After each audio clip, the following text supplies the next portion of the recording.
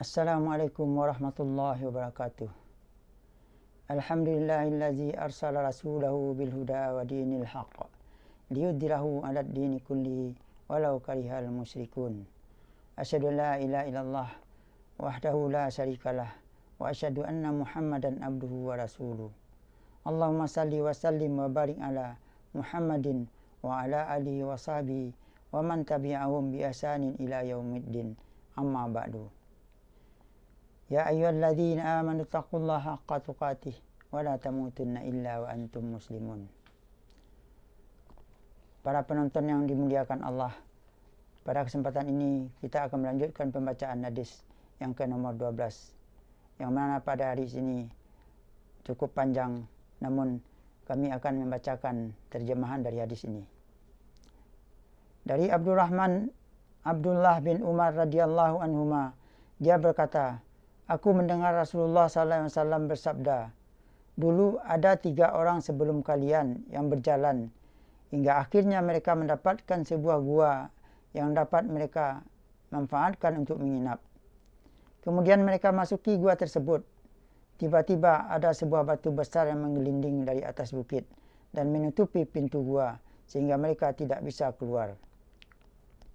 Kemudian mereka berkata, sesungguhnya tidak ada yang dapat menyelamatkan dari batu yang besar ini, kecuali jika kalian berdoa kepada Allah dengan berbagai amal saleh kalian. Lalu ada seorang di antara mereka yang berdoa, ya Allah, sesungguhnya aku mempunyai 2 orang tua yang sudah lanjut usia, dan aku terbiasa tidak memberi minum susu pada keluarga dan budak belia sebelum menyuguhkannya kepada kedua orang tuaku. Pada suatu hari, aku terlambat pulang mencari kayu dan ketika aku kembali menemuinya, keduanya telah tidur.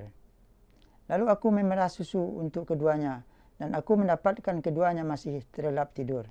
Maka aku enggan membangunkan keduanya dan memerah susu untuk keluarga atau budak sebelum aku memberikannya untuk kedua orang tuaku. Dan dengan mangkuk yang masih ada di tanganku, aku masih terus menunggu keduanya terbangun hingga fajar. Sedangkan anak-anak merengek-rengek di kedua kakiku. Lalu keduanya terbangun dan kemudian meminum susu mereka. Ya Allah, jika aku melakukan hal tersebut karena mengharapkan wajah-Mu, maka berikanlah jalan keluar kepada kami dari batu besar yang menutupi ini. Maka batu itu bergeser sedikit, namun mereka belum juga bisa keluar dari gua itu.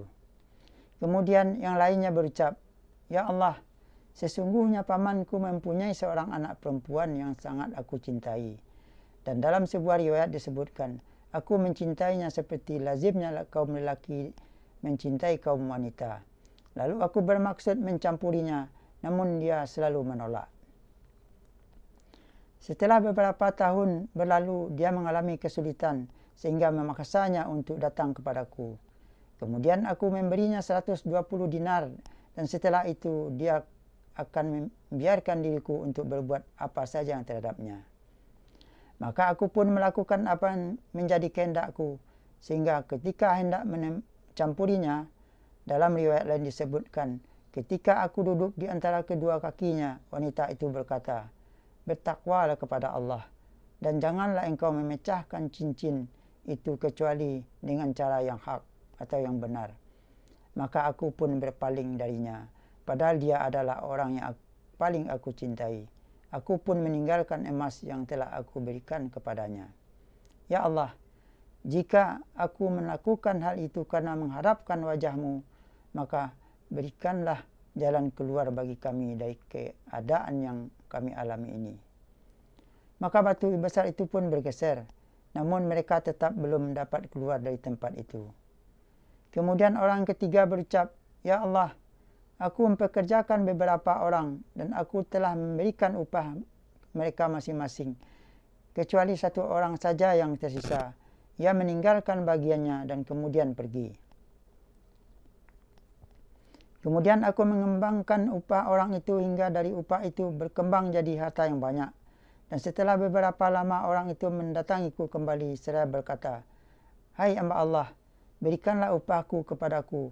Maka aku katakan, semua yang engkau saksikan itu adalah dari upahmu, baik yang berupa unta, sapi, kambing maupun budak-budak itu. Lalu ia berkata, "Hai hamba Allah, janganlah engkau memperolok-olokkan aku." Kemudian dia mengambil semua itu dan membawanya tanpa meninggalkan sisa sedikit pun. Ya Allah, jika aku melakukan hal tersebut karena mengharapkan wajah-Mu, maka berikanlah jalan keluar kepada kami dari tempat itu. Maka batu besar itu pun akhirnya bergeser sehingga mereka semua bisa keluar dengan berjalan kaki. Hadis muttafaqun alaih. Adapun yang kandungan terdapat pada hadis ini adalah: 1. Disunahkan membaca doa ketika mengalami kesulitan. Hal ini itu termasuk kondisi yang dikabulkannya doa. 2. Disyariatkan bertawasul kepada Allah Subhanahu wa taala dengan amal saleh, misalnya tawasul dengan sifat-sifat dan nama-nama Allah. Yang 3, keutamaan berbakti kepada kedua orang tua dan pengutamaan keduanya atas anak dan istri, serta siap menghadapi berbagai kesulitan untuk berbuat kebaikan kepada mereka berdua. Yang 4, perintah menahan diri dari hal-hal yang haram, apalagi pada hal-hal yang mampu dikerjakan. Yang terakhir, sesungguhnya Allah tidak menyia-nyiakan pahala orang-orang yang berbuat baik.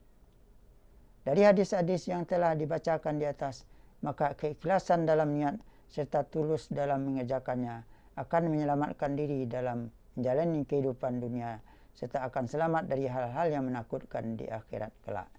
Demikianlah hadis yang terakhir dari bab ini, yaitu hadis yang nomor 12. Mudah-mudahan hadis yang kita baca selama ini dapat kita ambil manfaatnya. Subhanakallahumma wa bihamdika asyhadu an la ilaha illa anta astaghfiruka wa atubu ilaih. Wabillahi taufiq wal hidayah. Wassalamualaikum warahmatullahi wabarakatuh.